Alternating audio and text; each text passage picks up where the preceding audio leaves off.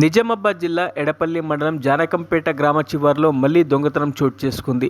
Nitin paper plate masala మరియు కిరాణా వర్తక సముదాయంలో సోమవారం తెల్లవారుజామున దొంగలు ఘాతకంగా దాడి చేసి విలువైన వస్తువులతో పాటు నగదు దోచుకెళ్లారు. దాదాపు తెల్లవారుజామున 2:20 ప్రాంతంలో ముగ్గురు దొంగలు షాప్ షట్టర్ను ధ్వంసం చేసి లోపలికి ప్రవేశించి దొంగతనానికి పాల్పడ్డారు. ఈ ఘటనపై ఎడపల్లి పోలీసులు విచారణ ప్రారంభించి సీసీ కెమెరా ఫుటేజ్ను పరిశీలిస్తున్నారు. వ్యాపార సముదాయం యజమాని ఉప్పు సురేష్ మాట్లాడుతూ జానకంపేటలో వరుస దొంగతనాలు జరుగుతుండడం బాధాకరమన్నారు. సీసీ కెమెరాలో స్పష్టంగా దొంగలు కనిపిస్తున్నప్పటికీ పోలీసులు వారిని పట్టుకోలేకపోతున్నారని ఆరోపణలు వస్తున్నాయని, ఇంతవరకు పోలీస్ శాఖ సరైన చర్యలు తీసుకోకపోవడంతో దొంగలు మరింత ధైర్యంగా దొంగతనాలు పాల్పడుతున్నారని సురేష్ పేర్కొన్నారు. ఇటీవల ఓ మహిళ మెడలోని మంగళసూత్రాన్ని దొంగిలించిన ఘటనలోనూ అదే ముగ్గురు వ్యక్తులు ఉన్నారని సీసీ ఫుటేజ్ ద్వారా వెల్లడైందన్నారు. వెంటనే పోలీసులు గస్తీని పెంచి బాధ్యులను అరెస్ట్ చేయాలని సందర్భంగా వారు కోరారు.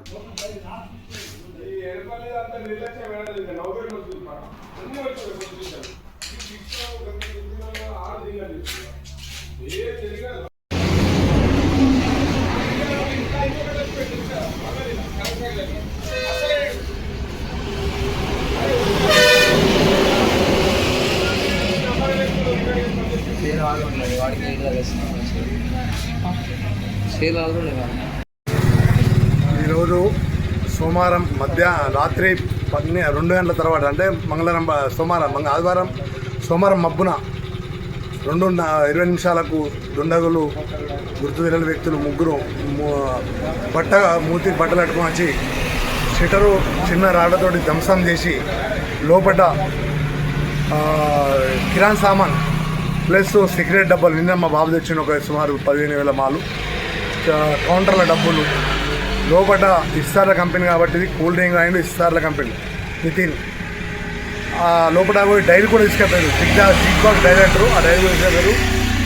ఇది Janakampet village Edapally mandal main road మీద ఉన్న షాప్ కావాలన్నా ఇలా జరిగింది. ఇంతకుముందు కూడా గతంలో జానకంపేట చాలా దొంగతనాలైనాయి. అయినా పోలీసు వాళ్ళు అంతా పట్టించుకోకపోవడమే ఈ కారణం ఇలా మా దొంగతనం అయింది.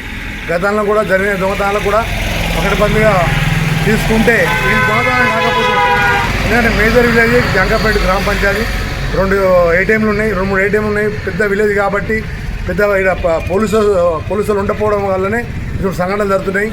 వాళ్ళు ఖచ్చితంగా సిపి గారు కూడా దీన్ని దృష్టిలో పెట్టుకొని, మా జానకంపేట మేజర్ విలేజ్ కాబట్టి ఖచ్చితంగా ఎప్పుడు గస్తీ పోలీసులను ఇక్కడ ఉంచవలసిందిగా కోరుతున్నాను. ఇటువంటి సంఘటనలు ఇంకా ఇవ్వాలి కావద్దని సుమారు మా షాప్లో సుమారు 40,000 నుంచి 50,000 ఐటమ్స్ పోయింది. అట్లా మా చిన్న ఫ్యామిలీ వల్ల పెద్ద ఇంకా ఇళ్ళల్లో పోతే బంగారము పానాలు కూడా పోతాయి. గ్రామస్తులు ఎంతో ఇబ్బందులు ముందే భయంలో ఉన్నారు. భయంలో ఇంకా సంఘటనలు జరుగుతున్నాయి. మన జానకంపేట పుస్తకాలు తాడు, అంతకుముందు కిరాణా షాప్ దొంగతనం ఇట్లా డైలీ ఒకటి జరుగుతుంది. దీనికి వెంబడే స్పందించి పోలీసు వాళ్ళు వచ్చి దీన్ని స్పందించి వెంబడి దొరకబట్టే ప్రయత్నం చేయాలి. ఎందుకు దొంగతనాలు ఎందుకు దొరకబడుతారు, మరి ఎడపల్లి పోలీసు వాళ్ళు ఎందుకు చేస్తారో, మరి సిబ్బంది ఎందుకు పనిచేస్తలేదో అర్థమవుతలేదు. ఖచ్చితంగా దీన్ని గస్తీ పెంచి ఎక్కడ దాకా బార్డర్ ఉందో ఆ బార్డర్ వరకు రాత్రి పెట్రోలింగ్ చేయాలా, బాధ్యత లేదు. పోలీసు బాధ్యత కాబట్టి పెట్రోలింగ్ ఎక్కడ బార్డర్ ఉందో ఆ బార్డర్ దాకా చేయాలి. మాకు ఎడపల్లి పిఎస్ వస్తుంది కాబట్టి నౌపేటలు రారు. అదే నౌపేటలు వస్తారు ఇంతకుముందు.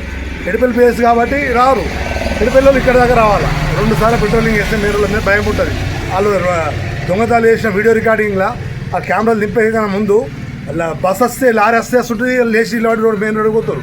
వాళ్ళు రికార్డింగ్ అయ్యారు. ఇంతకుముందు దొంగ కూడా ముగ్గురే ఉన్నారు, వీళ్ళు ముగ్గురే ఉన్నారు.